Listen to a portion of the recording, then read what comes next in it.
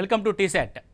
పోటీ పరీక్షలకి ప్రిపేర్ అవుతున్న అభ్యర్థులకి టీశాట్ వారు అందిస్తున్న శిక్షణా తరగతుల్లో భాగంగా ప్యూర్ మ్యాథ్స్ అనే విషయంలోంచి ఈరోజు మనము జామెట్రీ అనే టాపిక్ని డిస్కస్ చేస్తూ ఉన్నాం. ఆల్రెడీ జామెట్రీకి సంబంధించిన మౌలిక అంశాలైనటువంటి రేఖలు, కోణాలకు సంబంధించిన అంశాలని మనం గత క్లాస్లో డిస్కస్ చేసాం. ఎవరైనా చూడని వాళ్ళు ఉంటే మళ్ళీ ఒకసారి ఆ వీడియోని చూసి ఈ వీడియో చూడడానికి ప్రయత్నం చేయండి. సో ఇందులో మనం ఏం చూస్తామంటే సేమ్ కోణాలకు సంబంధించిన అంశాన్ని మరియు రేఖాఖండాల చేత ఏర్పడే బహుభుజుల యొక్క అంశాన్ని మనము ఈ వీడియోలో చర్చించడానికి ప్రయత్నిద్దాం. సో ఇప్పుడు కోణాలు ఉన్నాయి. ఫర్ ఎగ్జాంపుల్ మనం కోణాల యొక్క వాల్యూని తీసుకున్నాం. ఏమని తీసుకున్నాము? 0 degrees అని అన్నాము, 90 degrees అన్నాం, 180 degrees అన్నాం, అదేవిధంగా 360 degrees అన్నాం. రైట్. సో 0 degreesని శూన్య కోణం అన్నాం, 90 degreesని లంబకోణం అన్నాం, 180 degreesని సరళ కోణం అన్నాము, 360 degreesని వృత్త కోణము లేదా పూర్తి కోణంగా మనం తీసుకున్నాం. ఇది ఎగ్జాక్ట్గా ఒక కోణం యొక్క విలువ 90 degrees అయితే, ఒక కోణం యొక్క విలువ 180 degrees అయితే, ఒక కోణం యొక్క విలువ 360 degrees అయితే, అలా కాకుండా ఏవైనా రెండు కోణాలు కలిస్తే, ఇప్పుడు ఏవైనా రెండు కోణాలు కలిసి 90 degreesలకు సమానమైంది అనుకోండి, ఏవైనా రెండు కోణాలు కలిసి 180 degreesలకు సమానమైతే, ఏవైనా రెండు కోణాలు కలిసి 360 degreesలకి సమానమైతే, అంటే ఏవైనా రెండు కోణాలు x డిగ్రీలు మరియు y డిగ్రీలు కలిసి 90 degreesలకి సమానమైందనుకోండి, వీటిని ఏమంటారు? అదేవిధంగా x డిగ్రీలు y డిగ్రీలు కలిసి 180 degreesలకి సమానమైతే దీనిని ఏమంటాము? అదేవిధంగా x డిగ్రీలు y డిగ్రీలు కలిసి 360 degreesలకు సమానమైతే ఈ కోణాలని ఏమంటారు అన్నది మనం ఇప్పుడు డిస్కస్ చేద్దాం. సో x, y కోణాలు కనుక 90 degreesలకు సమానమైతే xని వైని ఒకదానితో ఒకటి పూరక కోణాలుగా తీసుకుంటాం.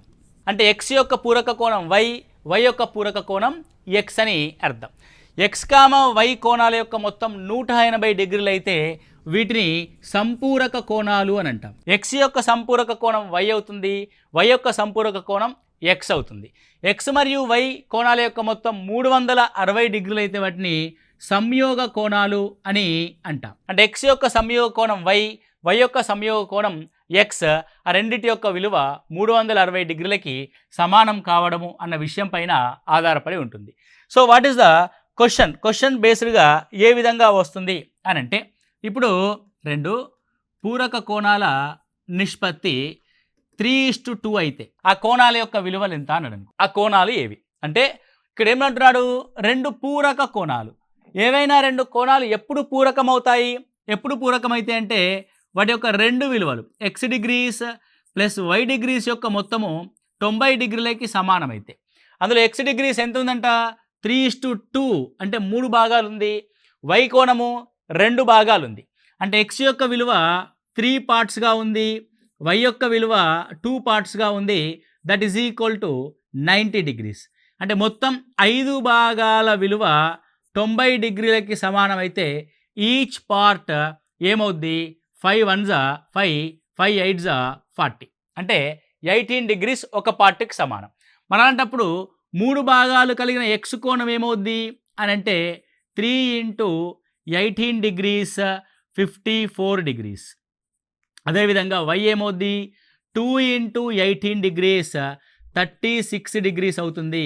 ఈ విధంగా మనకి రేషియో ప్రకారంగా కూడా క్వశ్చన్ రావడానికి ఆస్కారం ఉంది. ఏవైనా రెండు పూరక కోణాలు సమానమైతే, సమానం అంటే ఏం చేయాలి? 90 degrees సమానంగా విడదీస్తే 45 degrees 45 degrees, అప్పుడు అవి ఏమవుతాయి? పూరక కోణాలు అవుతాయి. So this is x degrees and y degrees యొక్క వాల్యూగా మనం ఇక్కడ చూస్తాం. సేమ్ క్వశ్చన్ మనకి సంపూరకాల యొక్క నిష్పత్తి అని అనుకోండి 3:2 అయితే ఆ కోణాలు ఏవి? సంయోగ కోణాల యొక్క నిష్పత్తి 3:2 అయితే ఆ రెండు కోణాలు ఏవి?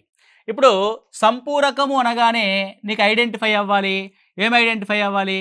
ఆ రెండు కోణాల మొత్తం x degrees plus y degrees is equal to 180 degrees అనే విషయం నీకు ఐడెంటిఫై అయితే x అనేది 3 parts, y అనేది 2 parts, అంటే మొత్తం 5 భాగాల యొక్క విలువ 180 degrees. చూడండి, ఇంతకు ముందులాగా నేను 5p 3p అని రాయట్లేదు, డైరెక్ట్గా రాస్తున్నాను. ఏమని రాస్తున్నాను? ఈ రెండింటి యొక్క మొత్తం 3 + 2 5 భాగాల యొక్క మొత్తము డిగ్రీస్లో 180 డిగ్రీలకు సమానం. అయినా మొదటి కోణము ఎక్స్ అనేది 3 పార్ట్స్ ఎంతకి సమానము అన్నది నా యొక్క ప్రశ్న. So 3/5 into 180 degrees. So it is 5 3s 15, 5 6 30. So 36 into 3 ఎంత అవుద్ది? 108 డిగ్రీస్ అవుద్ది. ఒక విలువ 108 డిగ్రీస్, రెండిటి యొక్క మొత్తం 180. సెకండ్ ఈజీగా చెప్పేయచ్చు. 180 అవ్వాలంటే ఇంకెంత కలపాలి మనం దీనికి? 72 డిగ్రీలు కలిపితే సరిపోద్ది. So 108 degrees 72 degrees. Next one, సంయోగ కోణాలు అన్నాడు. సంయోగ కోణము అనంటే X degrees plus Y degrees is equal to 360 డిగ్రీస్కి సమానం. సో ఎక్స్ ప్లస్ వై కూడా ఎంత రేషియోకి సమానము? 3:2 అనే రేషియోకి సమానము. వాటి యొక్క మొత్తము అన్నాడు కాబట్టి రేషియో యొక్క మొత్తం 5 భాగాలు 360 డిగ్రీలు. ఎక్స్ యొక్క విలువ 3 భాగాలు ఎంత అని మనం ఇక్కడ గమనిస్తే, so it is 3/5 into 360 degrees. Now 5 5 7s 35, 5 2s 10. Okay, so 72 into 3 ఏమవుతుంది మనకి ఇక్కడ? 72 ఇంటూ 3 3 రెంట్ల 6, 3 ఏళ్ళ 21, 216 డిగ్రీస్గా మనం చూస్తాం. అంటే ఒక కోణం యొక్క విలువ 216. ఇంకా ఎంత కలిపితే అది 360 అవుతుంది. ఎంత కలిపితే 360 అవుతుంది? ఇట్ ఈజ్ 144 డిగ్రీస్ కలిపితే 360 డిగ్రీలు అవుతుంది. రెండు కలిపి 360 అవుతాయి. అంటే రెండు కోణాలు సంయోగ కోణం అయినప్పుడు ఒక కోణము 216 అయితే రెండవ కోణము 140 డిగ్రీలుగా ఉంటుంది. కాబట్టి మీరు ఈ పదాలని గుర్తుపెట్టుకోండి. పూరకము రెండు కోణాల యొక్క మొత్తం 90 డిగ్రీలు, సంపూరకము రెండు కోణాల యొక్క మొత్తం 180 డిగ్రీలు, సంయోగము రెండు కోణాల యొక్క మొత్తము 360 డిగ్రీలుగా మనం చూస్తాం. Okay, clear, right. ఇప్పుడు మళ్ళీ ఒకసారి మనం కోణాల నుంచి కిరణాలకి రేఖాఖండాల వైపు మనం ఒకసారి మరలితే, ఒక రేఖాఖండం తీసుకున్నాను, రైట్. నెక్స్ట్ ఇంకొక రేఖాఖండం కూడా తీసుకుంటాను. నేను 2 రేఖాఖండాలు తీసుకున్నాను. ఈ 2 రేఖాఖండాలు ఏం చేసినాయంటే, 2 రేఖలు, సరళ రేఖలు ఏం చేసుకున్నాయంటే ఒక చోట ఖండించుకున్నాయి. ఎక్కడ ఖండించుకున్నాయి? ఖండించుకున్న పాయింట్ని ఓ అందాం. సో వద్ద ఖండించుకున్నాయి. ఇది మొదటిది PQ, ఇది రెండవది RS అనుకోండి. సో మీకు ఏం చెప్పాం మనము అని అంటే, ఇది ఉమ్మడి బిందువు కలిగిన OS అనే కిరణం, ఉమ్మడి బిందువు కలిగిన OP అనే కిరణం. అంటే ఓ వద్ద ఇటువైపు కోణం ఏర్పడింది కదా, రైట్. సో ఏం కోణం ఇది? Angle POS, right. సో ఇటువైపు ఒక కోణం ఏర్పడింది కదా, ఏంటిది కోణం? Angle QOR, angle QOR, right. So ఇక్కడ జాగ్రత్తగా గమనిస్తే ఇవి 2 సరళ రేఖలు ఖండించుకున్న బిందువుని మనం ఏమంటారంటే, ఉమ్మడి బిందువుని శీర్షము అని అంటాం, లేదంటే ఖండన బిందువు అని అంటాం. ఖండించుకున్న బిందువు, 2 రేఖలు ఖండించుకున్నాయి, ఖండించుకున్న బిందువుని శీర్షము అని అంటాం. శీర్షానికి 2 ఒకదానితో ఒకటి ఎదురెదురుగా ఉన్నాయి. సో 2 సరళ రేఖలు ఖండించుకున్నప్పుడు ఎదురెదురుగా ఉన్న కోణాలని శీర్షాభిముఖ కోణాలు అని అంటాం. సో 2 సరళ రేఖలు ఖండించుకున్నప్పుడు శీర్షాభిముఖ కోణాలు సమానంగా ఉంటాయి. ఇక్కడ 110 డిగ్రీస్ ఉందనుకోండి, ఇక్కడ కూడా 110 డిగ్రీలే ఉంటుంది. 120 ఉంటే 120 ఉంటుంది, 130 ఉంటే 130 ఉంటుంది, ఎక్స్ ఉంటే ఎక్స్ ఉంటుంది. అంటే I mean angle POS is equal to angle QOR. So 2 సరళ రేఖలు ఖండించుకున్నప్పుడు ఒకటే జత ఏర్పడుతుందా? ఇది ఒక జత, 1 పేర్. ఓకే, ఇంకో జత కూడా ఉంది కదా, ఇగో ఈ 2 గ్యాప్స్. సో ఇక్కడ ఇది ఒక కోణమే. ఏం కోణం ఇది? Angle SOQ. సో దీనికి ఎదురుగా, ఆ శీర్షాభిముఖానికి ఎదురుగా ఏర్పడిన కోణము యాంగిల్ POR, రైట్. సో ఇవి 2 కూడా సమానం. అంటే angle POS is equal to angle QORఏ కాకుండా angle SOQ is equal to angle POR అవుతుంది. అంటే శీర్షాభిముఖ కోణాలు సమానం అవుతాయి. మీరు ఇక్కడ గమనించండి, ఈ రెడ్ కలర్ స్ట్రేట్ లైన్ ఉంది కదా, రెడ్ కలర్ స్ట్రేట్ లైన్లో POS ఉంది, SOQ ఉంది. రెడ్ కలర్ స్ట్రేట్ లైన్, ఒక స్ట్రేట్ లైన్ పైన ఏర్పడే 2 కోణాల మొత్తము ఏమవుతుంది? స్ట్రేట్ లైన్ పైన ఏర్పడే కోణము స్ట్రేట్ యాంగిల్, సరళ కోణము అని మనం నిన్నటి క్లాస్లో చూసుకున్నాం. ప్రొట్రాక్టర్ పెట్టి స్ట్రేట్ లైన్ గీసాం. అంటే ఇప్పుడు ఈ రెండింటి యొక్క మొత్తం పిఓఎస్ అండ్ ఎస్ఓక్యూల యొక్క మొత్తం 180 డిగ్రీలు అవుతుంది. ఏదైనా ఒక స్ట్రేట్ లైన్ పైన ఏవైనా రెండు కోణాలు కనుక ఏర్పడితే X degrees and Y degrees అనే పార్ట్ ఏర్పడింది అనుకోండి. నేను పైన పార్ట్ చూస్తున్నాను, రైట్, లైక్ దిస్, ఈ విధంగా ఉంది. ఇలా ఒక స్ట్రేట్ లైన్ పైన ఒక రెండు కోణాలు కనుక ఏర్పడితే దీన్ని లీనియర్ పేర్ అని అంటాం. It is called linear pair, రేఖీయ ద్వయం అవుతుంది. రేఖీయ ద్వయం యొక్క మొత్తం ఎంత అంటే 180 డిగ్రీలకి సమానం అవుతుంది. అంటే ఇప్పుడు యాంగిల్ పిఓఎస్ కామా యాంగిల్ ఎస్ఓక్యూల యొక్క మొత్తం ఎంత? 180 డిగ్రీస్. ఫర్ ఎగ్జాంపుల్ ఇది 110 అనుకోండి, ఇది 70 అవుతుంది. 120 అయితే 60 అవుతుంది. 130 అయితే 50 అవుతుంది. 90 అయితే ఇంకో 90 అవుతుంది. It's clear. అంటే ఒక స్ట్రేట్ లైన్ పైన ఏర్పడిన రెండు కోణాల యొక్క మొత్తము 180 డిగ్రీలకి సమానంగా ఉంటుంది. శీర్షం పరంగా ఆలోచిస్తే శీర్షానికి ఎదురెదురుగా ఉన్న కోణాలు సమానం అన్నాం. సో శీర్షానికి పక్క పక్కన ఉన్న కోణాలు ఏమంటారంటే ఆసన్న కోణాలు అని అంటాం. ఆసన్న కోణాల జత మొత్తము 180 డిగ్రీలకి సమానం. ఇప్పుడు మనకి ఈ రెండు కిరణాలు లేదంటే రెండు సరళ రేఖలు ఖండించుకున్నప్పుడు ఏర్పడిన 4 కోణాల్లో ఒక కోణం యొక్క విలువ తెలిసిన మిగతా అన్ని రాయొచ్చు. సో దిస్ ఈజ్ 110, దీనికి ఎదురుగా ఉన్నది ఇది 110, దీనికి పక్కన ఉన్నది ఇది 70, దీనికి ఎదురుగా ఉన్నది ఇది 70. పక్క పక్కన ఉంటే 180, ఎదురెదురుగా ఉంటే equal, right and simple. So ఇది మనకి రెండు సరళ రేఖలు కనుక ఖండించుకుంటే ఏర్పడే అంశంగా మనం చూస్తాం. సో ఇప్పుడు రెండు సరళ రేఖలు ఖండించుకోకుండా ఉంటే అన్న పాయింట్ని నేను ఇక్కడ డిస్కస్ చేస్తాను. ఇది ఒక సరళ రేఖ, ఇంకో సరళ రేఖను తీసుకో. సో రెండు సరళ రేఖలు తీసుకోండి. ఈ రెండు సరళ రేఖల యొక్క అర్థం ఏంటి అని అంటే, ఫర్ ఎగ్జాంపుల్ ఇది PQ అనుకోండి, ఇది RS అనుకోండి. PQ మరియు RS ఇవి రెండు స్ట్రేట్గా పోతూ ఉంటాయి. ఎంత దూరం పోయినా అవి రెండు కలుసుకోవు, అంటే ఇవి ఖండించుకోవు. సో ఖండించుకోనటువంటి రేఖల్ని ఏమంటాము అని అంటే సమాంతర రేఖలు అని అంటాం.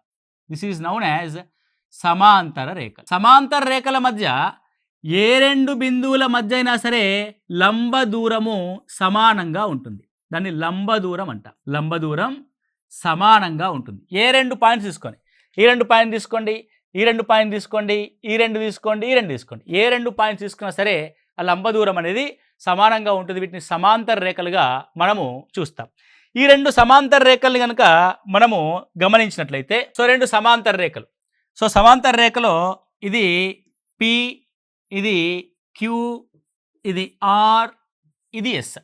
ఓకే, సో దాన్ని ఏమని రాస్తారంటే PQ parallel to RS. Okay, ఈ రెండు నిలువు గీతలు పెట్టాం కదా, this is symbol of parallel. So PQ అనేది RSకి సమాంతరంగా ఉంది అని అంటున్నాం. నేను ఇప్పుడు ఏం చేస్తానంటే ఇవి రెండు సమాంతరంగా ఎక్కడా ఖండించుకోవట్లేదు కదా, రైట్, ఎవరి దారిన వాడు పోతున్నాడు అనుకోండి, మధ్యలో ఎవడో ఒకడు వచ్చి మనల్ని డిస్టర్బ్ చేస్తాడనమాట. అట్లా వీడిని ఎవడైనా వచ్చి డిస్టర్బ్ చేశాడనుకో, సో ఈ విధంగా మూడవ రేఖ, రెండు సమాంతర రేఖల్ని కనుక ఎవరి దారిన వారు పోతూ ఉంటే మూడవ రేఖ అయినటువంటి రెండు సమాంతర రేఖల్ని ఖండిస్తే, ఇది ఎల్ అనే రేఖ అనుకోండి, ఎల్ అనే రేఖను కనుక మనం తీసుకున్నట్లయితే అదేం చేసింది, సమాంతర రేఖల్ని ఖండించింది. ఎల్ అనే రేఖను ఏమంటారంటే తిర్యక్ రేఖ అని అంట. So what is the mean by తిర్యక్ రేఖ? ట్రాన్స్వెర్సల్. తిర్యక్ రేఖ అంటే ఏదైనా ఒక సరళ రేఖ రెండు లేదా అంతకంటే ఎక్కువ రేఖల్ని కనుక ఖండిస్తే దాన్ని తిర్యక్ రేఖ అని అంట. సో ఒక తిర్యక్ రేఖ ఉంది, రెండు సమాంతర రేఖలు ఉన్నాయి. సో ఇప్పుడు చూడండి, ఇది ఇక్కడ ఖండించింది.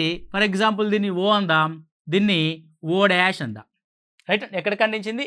రెండు బిందువుల వద్ద ఖండించింది. రెండు బిందువుల వద్ద ఖండించిన ఇక్కడ మొదటి ఖండన బిందువు వద్ద 4 కోణాలు ఏర్పడ్డాయి. సో మొదటి కోణం ఏంటి? సో దీన్ని ఏ విధంగా రాద్దాం మనము అని అంటే, దీని ఒక MN అనే రేఖ అనుకోండి, అప్పుడు మనం ఈజీగా ఐడెంటిఫై చేయొచ్చు. సో లేదంటే ఈ ఐడెంటిఫికేషను ABCDలతో కాకుండా నేను చేసిన నెంబర్లతో ఐడెంటిఫై చేస్తాను. ఇది 1 అనే కోణం, నెంబర్ 1 యాంగిల్, ఇది నెంబర్ 2 యాంగిల్, ఇది నెంబర్ 3 యాంగిల్, ఇది నెంబర్ 4 యాంగిల్. సేమ్ ఇక్కడ కూడా ఐడెంటిఫై చేస్తే ఇది నెంబర్ 5 యాంగిల్, ఇది నెంబర్ 6 యాంగిల్, ఇది నెంబర్ 7 యాంగిల్, ఇది నెంబర్ 8 యాంగిల్. మొత్తం ఎన్ని కోణాలు ఏర్పడ్డాయి? 8 కోణాలు ఏర్పడ్డాయి. 2 సమాంతర రేఖలు, ఒక తిర్యక రేఖ ద్వారా మనకి మొత్తం 8 కోణాలు అంటే ఏర్పాటు కావడం జరుగుద్ది. మీరు జాగ్రత్తగా గమనించండి. అంటే జస్ట్ మనం ఏం చెప్పాం, జామెట్రీ అనేది పరిశీలన ద్వారా డెవలప్ అయింది. దీన్ని కూడా మనం పరిశీలిద్దాం. ఏమని పరిశీలిద్దాము? 2 రేఖలు ఉన్నాయి, 2 రేఖల యొక్క లోపల 4 కోణాలు ఉన్నాయి, 2 రేఖల యొక్క బయట 4 కోణాలు ఉన్నాయి. రేఖల యొక్క లోపల ఉన్న కోణాలని అంతర కోణాలు అని అంటాం. సమాంతర రేఖలకి లోపలి వైపు ఏర్పడిన కోణాలని అంతర కోణాలు అంటారు. సమాంతర రేఖకి బయట వైపు ఏర్పడిన కోణాలని బాహ్య కోణాలు అని అంటారు. సో ఇప్పుడు అంతర అంటే లోపల ఉన్న కోణాలు, బాహ్య అంటే బయట ఉన్న కోణాలు. నెక్స్ట్ వన్, ఇక్కడ చూడండి, యాంగిల్ 1 గురించి పరిశీలిస్తే నీకేమనిపిస్తుంది? సరళ రేఖకి పైన తిర్యక రేఖకి ఎడమ వైపున ఏర్పడిన కోణము. యాంగిల్ 1 ఏర్పడిందంటే సమాంతర రేఖకి పైన తిర్యక రేఖకి ఎడమ వైపు. 5 గురించి చెప్పండి, సేమ్ 5 గురించి చెప్పినప్పుడు సేమ్ మాట చెప్తాం మనం. సమాంతర రేఖకి పైన తిర్యక రేఖకి ఎడమ వైపున, ఇది కూడా పైన మరియు ఎడమ వైపున. ఈ రెండింటి యొక్క అడ్రస్ ఒకే రకంగా ఉంది కాబట్టి ఒకే రకంగా ఏర్పడిన కోణాలు అంటే సమాంతర రేఖల పైన ద సేమ్ లొకేషన్లో ఏర్పడిన కోణాలు. 1 అనేది సమాంతర రేఖకి పైన తిర్యక రేఖకి ఎడం వైపు, 5 అనేది సమాంతర రేఖకి పైన తిర్యక రేఖకి ఎడం వైపు. ఇలా ఒకే లొకేషన్లో ఏర్పడిన కోణాలని ఏమంటారు అని అంటే కరస్పాండింగ్ యాంగిల్స్ అని అంటాం. మనం కరస్పాండింగ్ అడ్రస్ తెలుసు కదండి, మనం ఇంట్లో ఉంటాం, ఆఫీస్లో ఉంటాం, ఎక్కడ ఉంటే అక్కడికి అడ్రస్ అనేది వస్తుంది.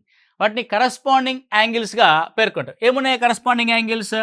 యాంగిల్ 1, యాంగిల్ 5 అనేది ఒక జత, 2 and 6 అనేది మరొక జత, ఓకే. 4 and 8 అనేది ఒక జత, నెక్స్ట్ 3 and 7 అనేది ఒక జత. వీటిని కరస్పాండింగ్ యాంగిల్స్ అంటాం. తెలుగులో సదృశ్య కోణాలు అని అంటాం. అంటే చూడ్డానికి ఒకే రకంగా ఉండే కోణాలు, సదృశ్య కోణాల యొక్క జతలు. సో ఇప్పుడు అదే తిర్యక రేఖ, అదే ప్యారలల్ లైను, అదే లొకేషన్ కాబట్టి అలా ఏర్పడే కోణాలు ఎప్పుడూ కూడా సమానంగా ఉంటాయి. Angle 1 is equal to 5, angle 2 is equal to 6, angle 4 is equal to 8, angle 3 is equal to 7, right. ఇప్పుడు చూడండి, 1 వద్ద x డిగ్రీస్ ఉందనుకోండి, 5 వద్ద కూడా x డిగ్రీస్ ఉంటుంది, 2 వద్ద y డిగ్రీస్ ఉందనుకోండి, 6 దగ్గర కూడా y డిగ్రీస్ ఉంటుంది. సో 1కి 3 అనేది శీర్షాభిముఖం కాబట్టి ఇది కూడా x, 2కి 4 శీర్షాభిముఖం కాబట్టి ఇది కూడా y, 6కి 3 y, 5కి 7 y, ఓకే. అంతర కోణాలని గమనించండి, 3, 4, 5, 6. 3కి పక్కన కాకుండా నెక్స్ట్ పక్కన ఉన్నది x అండ్ x అంటే రెండు సమానం. అంటే 1/1 అంతర కోణాల్లో పక్క కోణం కాకుండా అవతల పక్క కోణము అంటే 1/1 అనేది ఈక్వల్ అవుతుంది. వీటిని ఏమంటారంటే ఏకాంతర కోణము అని అంట. అంతరం ఉంది మధ్యలో, అంతర కోణాల్లో ఒకే ఒక గ్యాప్ ఉంది. ఏకాంతర అంతర కోణాల్లో ఒకదాన్ని వదిలిపెట్టి ఒకటి అని అర్థం. సో ఏకాంతర కోణాలు అని అంటాం. అంటే 3 తర్వాత 4ను వదిలేసి 5 తీసుకోండి, 4 తర్వాత 5ను వదిలేసి 6 తీసుకోండి, ఇవి సమానంగా ఉన్నాయి. అంటే ఏకాంతర కోణాల జతలు సమానము. అదేవిధంగా ఏక బాహ్య కోణాలు, ఏక అంటే అర్థం బాహ్య కోణాల్లో ఒకటి వదిలేసి ఇంకొకటి తీసుకోండి అర్థం, ఏక బాహ్య కోణాలు. సో 1 ఉంది, 1 దగ్గర x ఉంటే 2 దగ్గర y ఉంది, ఈక్వల్ లేదు. 7 దగ్గర y ఉంది, ఈక్వల్ లేదు. 8 దగ్గర సో x. సో ఇప్పుడు 1 దగ్గర x ఉంది, 2 దగ్గర y ఉంది, ఈక్వల్ లేదు. కానీ 7 దగ్గర మళ్ళీ x ఉంది. అంటే 1 and 7 ఈక్వల్. బాహ్యంగా ఉండే దాంట్లో పక్కది కాకుండా నెక్స్ట్ కోణము మనకి ఈక్వల్ అవుతుంది. వాటిని ఏక బాహ్య కోణాలంటాం. Angle 1 is equal to angle 7, angle 2 is equal to angle 8. నీ క్వశ్చన్స్ ఏ విధంగా అడుగుతాడు దీని మీద అని అంటే వాల్యూస్ పరంగా క్వశ్చన్స్ అడగొచ్చు, లేదంటే స్టేట్మెంట్ రూపంలో క్వశ్చన్స్ అడగొచ్చు. రెండు సమాంతర రేఖల్ని ఒక తిర్యగ రేఖ కనుక ఖండించినప్పుడు క్రింది వాటిలో ఏ స్టేట్మెంటు సత్యము, ఏ స్టేట్మెంటు అసత్యము అని అంటాడు. ఏం సత్యము అని అంటే ఏకాంతర కోణాలు సమానము అనేది సత్యము, ఏకబాహ్య కోణాలు సమానం అనేది సత్యము, సదృశ్య కోణాలు సమానం అనేది సత్యము. రైట్. మిగతావి ఆసన్న కోణాలు, ఆసన్న కోణాల యొక్క మొత్తము 180 డిగ్రీలకు సమానం. ఆసన్న కోణం ఒకటి, ఆసన్న కోణం 2, ఆ రెండింటి యొక్క మొత్తం 180. 2 యొక్క ఆసన్న కోణం 3, ఆ రెండింటి యొక్క మొత్తం 180. 3 యొక్క ఆసన్న కోణం 4, ఆ రెండింటి యొక్క మొత్తం 180. 4 యొక్క ఆసన్న కోణం 5, ఆ రెండింటి యొక్క మొత్తం 180. 5 యొక్క ఆసన్న కోణం 6. ఇట్లా ఏ రెండు పక్క కోణాల యొక్క మొత్తం తీసుకున్నా సరే 180 డిగ్రీలకి సమానం, 180 డిగ్రీలకి సమానం అవుతుంది. 180 డిగ్రీలకు సమానం అయ్యే వాటిని ఏమంటారంటే సంపూరక కోణాలు అని అంటాము. సంపూరక కోణాలు అని అంటాం. తిర్యగ రేఖకి ఒకే వైపున ఉన్న రెండు కోణాలు సంపూరకాలు. నేనేమంటున్నాను పాయింట్, తిర్యగ రేఖకి ఒకే వైపున ఉన్న రెండు కోణాలు సంపూరకాలు, 2,3 సంపూరకాలు. స్టేట్మెంట్లు అడుగుతాడు అట్లా. నెక్స్ట్, సమాంతర రేఖకి ఒకే వైపున ఉన్న కోణాలు సంపూరకాలు, 1 and 2 సంపూరకం, 3 and 4 సంపూరకం.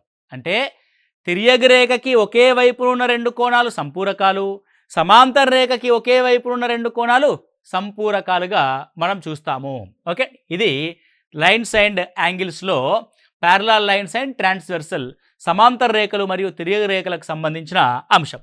So sir question ఏ విధంగా అడుగుతాడు అని అంటే నేను జనరల్గా ఒక స్ట్రేట్ లైన్ గీసా. Okay right. నెక్స్ట్ వన్, ఇది ఒక ట్రాన్స్వర్సల్. ఇది ఇక్కడ 105 డిగ్రీస్ అనుకోండి. So what is the angle of x degrees value ఎంత అంటాడు. సింపుల్. నువ్వు దీనికోసము తలలు బద్దలు కొట్టుకొని ఏకాంతర కోణాలు, కరస్పాండింగ్ యాంగిల్స్, సదృశ్య కోణాలు అంతా చదవద్దు. సింపుల్గా ఏం చేయాలంటే నువ్వు రాసుకుంటూ వెళ్ళాలి. ఫర్ ఎగ్జాంపుల్ ఇది 105, దీని పక్కన ఎంత ఉంటుంది 75 ఉంటుంది.